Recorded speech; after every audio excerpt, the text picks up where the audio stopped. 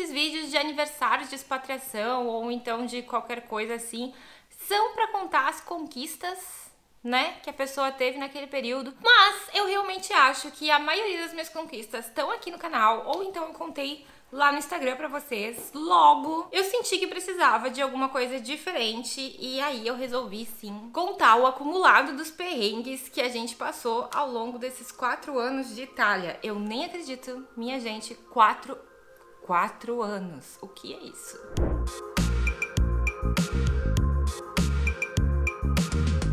Assim, ó, gente, vamos falar a real. Quem sai do Brasil geralmente conta a vida, como também quem tá no Brasil conta, né? A gente não sai contando os nossos problemas, assim, à torto e à direito.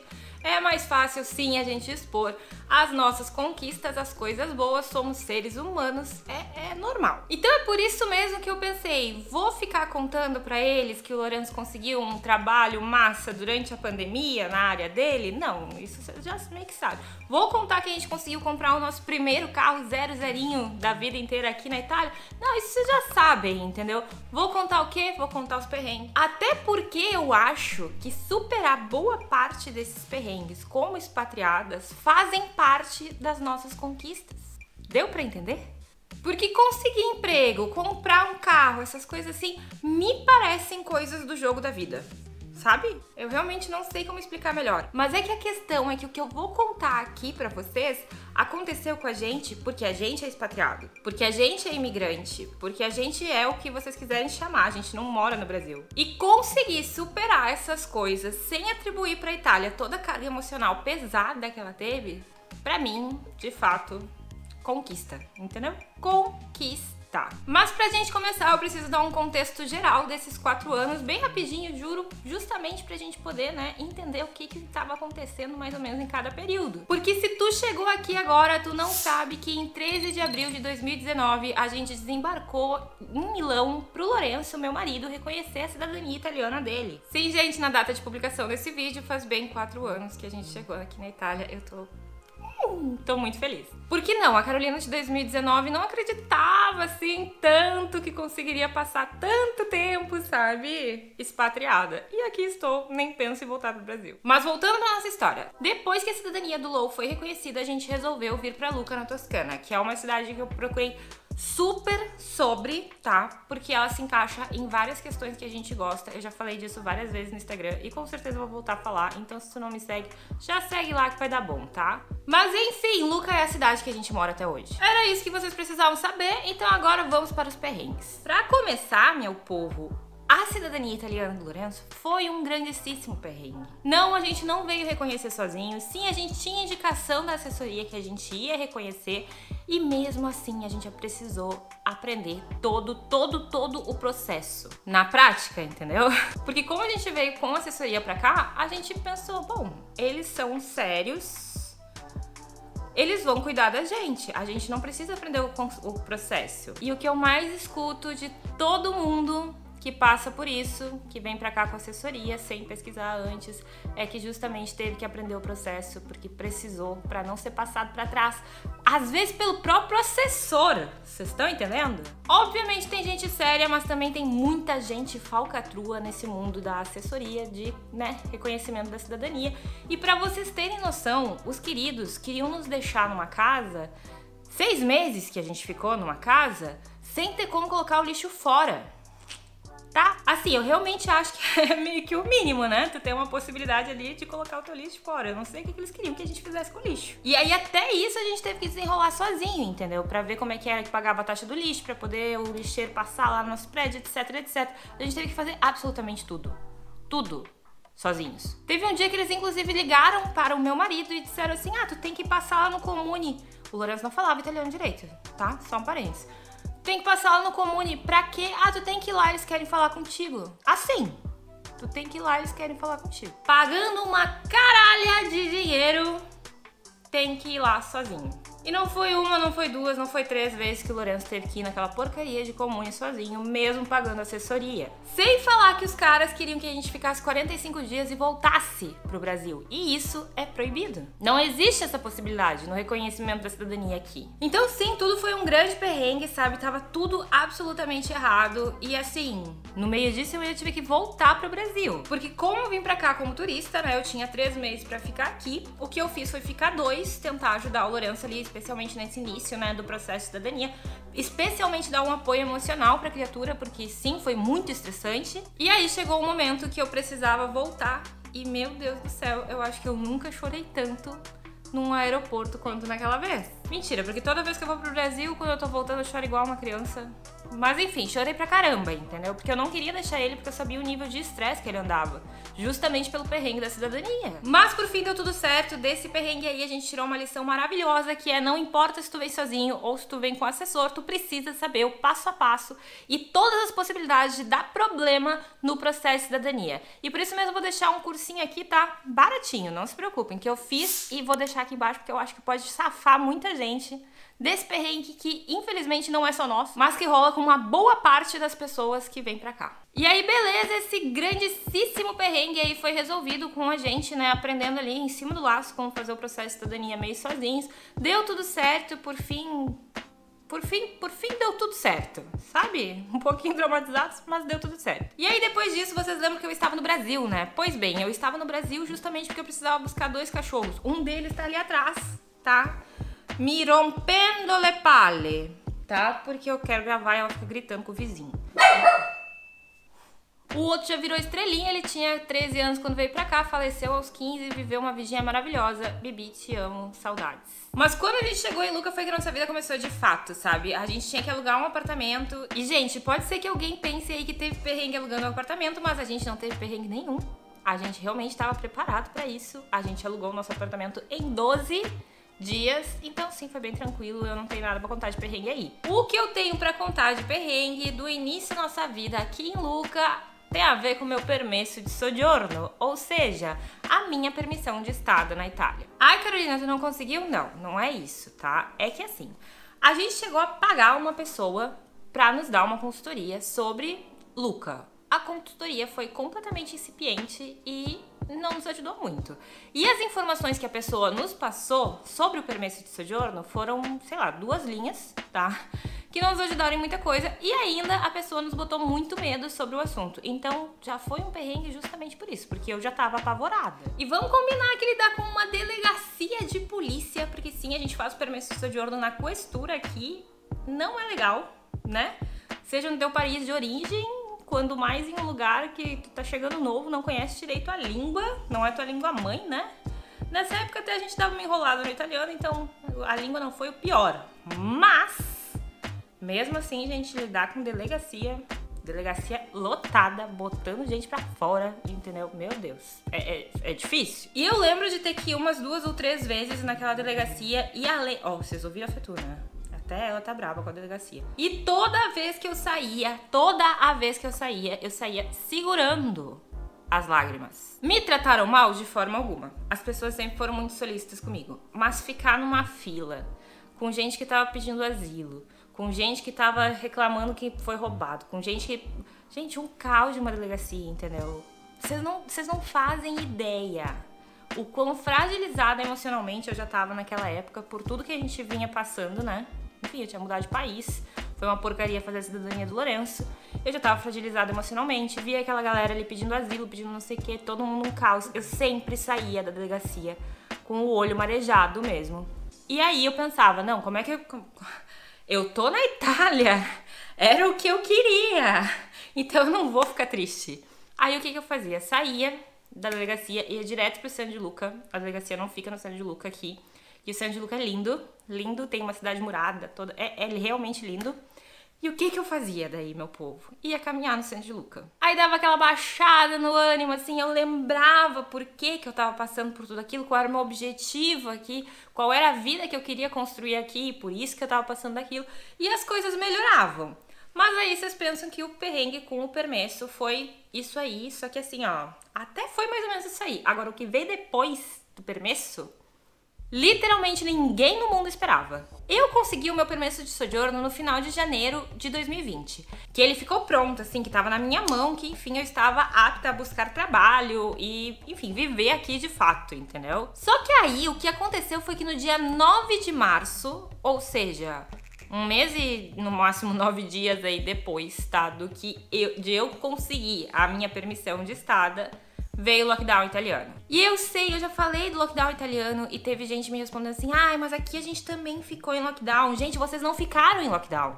Vocês não estão entendendo o que era o lockdown italiano. A gente simplesmente, pra ir no mercado, precisava preencher um papel gigantesco, uma ficha gigantesca, dizendo onde a gente estava indo, de onde a gente estava vindo, carregar aquela porcaria junto, sob pena de tomar uma multa gigantesca. E tinha polícia passando devagarzinho nos lugares, nas ruas aqui, pra se certificar que tava todo mundo dentro de casa. Isso é lockdown. A gente literalmente não podia sair pra passear com a Fetúcia, que tá dormindo ali atrás e enchendo o saco, mais de 100 metros da nossa casa. Se a gente fosse pego a mais de 100 metros da nossa casa, também era multa. E sim, sempre me perguntam, teve gente que me parou na rua, teve policial me parando na rua pra ter certeza que eu tava perto da minha casa, pra ter certeza que eu tava com autorização de sair, e ele ainda me disse assim, eu tava com a Fetu passeando, obviamente, né? E eu só saí uma vez por dia com ela ainda, tá? Durante todo o lockdown, uns 4 meses. Cara, e ele me disse assim, deixa a cachorrinha fazer as suas necessidades e volta já pra casa. Ou seja, não era pra ficar passeando na rua.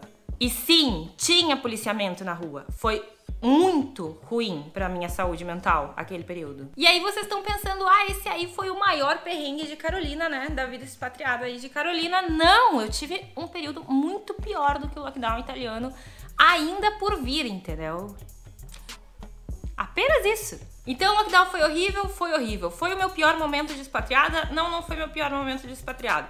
O que aconteceu no lockdown, na verdade, foi muito bom pra mim. Eu já comentei com vocês que o Lô conseguiu um emprego, né? Mas eu também consegui o meu emprego no meio do lockdown. Porque o que aconteceu foi que no Brasil eu era repórter. Então as pessoas começaram a me buscar pra saber o que estava acontecendo, né? Com a Itália. Porque sim, a Itália foi o segundo país, né, atingido aí por essa onda do coronavírus. Então ninguém estava entendendo muito bem naquela época o que estava acontecendo aqui. Como assim tá todo mundo fechado? Como assim tantas mortes, etc. E as pessoas começaram a se aglomerar no meu Instagram. E aí eu adivinho o que aconteceu. Eu comecei a criar conteúdo. Conteúdo sobre vida na Itália, conteúdo sobre coronavírus, conteúdo sobre... enfim, o que tava rolando por aqui. E foi assim que eu comecei a crescer, entende? Então, sim, horrível, horrível. Preferia 9.500 vezes não ter passado por isso, obviamente. Mas até que saiu uma coisinha legal daí. E aí, beleza, uns meses depois a gente saiu de lockdown e o pior novembro da minha vida teve início. Porque vocês lembram que eu falei que a gente veio com 2 cachorrinhos pra cá, né? E um dos nossos cachorrinhos faleceu aí com 15 aninhos. Logo, em 4 de novembro, eu perdi o Bibi. Pra mim é um pouco difícil falar desse mês de novembro. Porque eu realmente acho que não...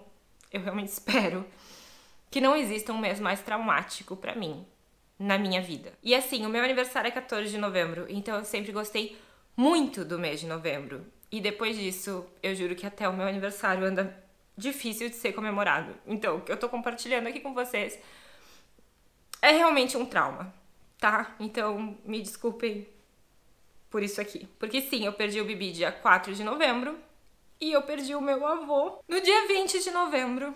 E o meu avô era como se fosse o meu pai. Eu não fui criada pelo meu pai. Eu fui criada na casa do meu avô. E naquele momento, no Brasil, o coronavírus estava muito forte. A gente ainda não tinha vacina por lá. E eu não podia voltar pro Brasil para abraçar minha família. Eu sei que eu não fui a primeira e eu não vou ser a última expatriada do mundo que não conseguiu voltar pra dar um abraço na sua família ao perder um ente querido. Mas disso não se fala, né? Vocês realmente não têm noção o quanto o Bibi e o meu avô eram importantes pra mim. E eu realmente quis colocar isso aqui, apesar de sim ser uma coisa um pouco difícil. Porque eu acho que é importantíssimo que a gente diga que existem situações traumáticas na vida de um expatriado que não tem como remediar depois, entendem? Eu sei que eu vou levar pra toda a minha vida, tá? Primeiro, ter perdido o meu cachorrinho, meu amorzinho, que eu tinha desde meus 13 anos, longe da minha família, porque minha mãe é veterinária, então eu sempre penso que se ela estivesse aqui, podia ser que ele tivesse durado mais um pouco se ela estivesse perto dele, sabe? E perder o vô logo depois foi, assim, um golpe gigantesco pra mim, que eu precisei me recuperar muito rápido também. Por quê? Que a gente tava sem dinheiro, a gente tinha acabado de sair do lockdown, a gente não sabia direito o que fazer.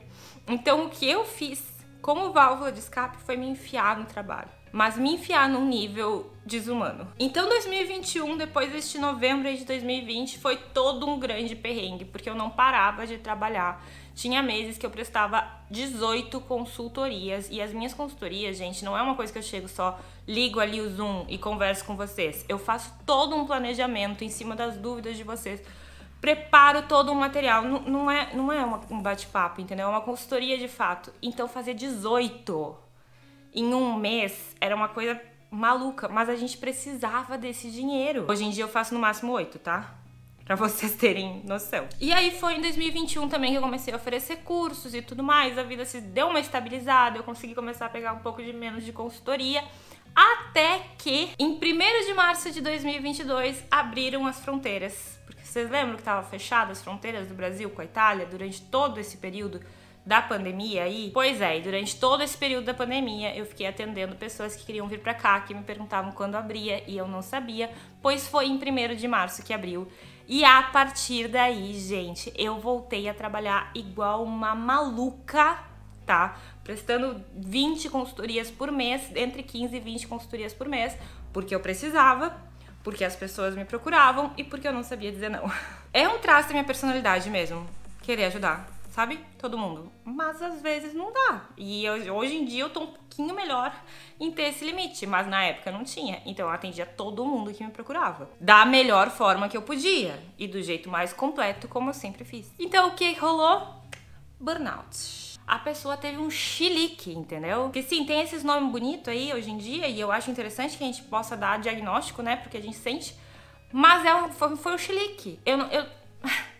Eu não tinha uma sinapse na minha cabeça a ser feita que dissesse respeito ao meu trabalho, porque eu simplesmente não conseguia mais. E aí eu precisei parar, sabe? Tirar o pé do freio naquele momento. E, enfim, deixei de ganhar um pouco de dinheiro, tive que me apertar em várias coisas, foram outros perrengues? Foram, mas eu sobrevivi. Só que desde lá eu venho tendo pequenos burnoutinhos, assim, então o que acontece é que de vez em quando eu preciso dar uma tirada, sabe, do pé do acelerador. E também é horrível ter esse tipo de situação quando tu não tá perto do teu sistema de apoio mais rígido, digamos. Eu não tô perto da minha mãe, eu não tô perto das minhas melhores amigas, óbvio que eu fiz amigos aqui, mas aquelas amigas mais íntimos, sabe? Porque tu não consegue, sei lá, às vezes eu penso que se eu estivesse no Brasil naquela época do meu burnout mais forte, eu teria gente me trazendo o que comer praticamente todos os dias, entende? Eu teria um sistema de apoio muito maior do que eu tive aqui. E isso também não se fala, né? Realmente é lindo ficar fazendo passeio por aí, por tudo que é lugar, mas existem esses poréns da vida do expatriado aí que, gente, é difícil. Ainda assim, tudo isso que eu contei pra vocês até aqui foi superado e eu realmente acho que a minha maior conquista de vida na Itália até o momento é não ter colocado essas situações, o peso mesmo dessas situações na Itália. Ou seja, não ter culpabilizado o país que eu tô pela situação porcaria que eu tava vivendo. Porque também tem isso, tem gente que pega nojinho do lugar que tá pelas situações difíceis que tá ali passando, mas não percebe que se tu tivesse no país do lado ou em outro estado do teu próprio país, pudesse ser que tu estivesse passando pela exata mesma coisa. Mas, como eu disse no início do vídeo, esses 4 anos não foram só perrengues, então eu tô deixando aqui do ladinho pra vocês o vídeo de uma das nossas maiores conquistas aqui, que foi justamente a compra do nosso carrinho zero aqui na Itália. Até o próximo vídeo, Belly!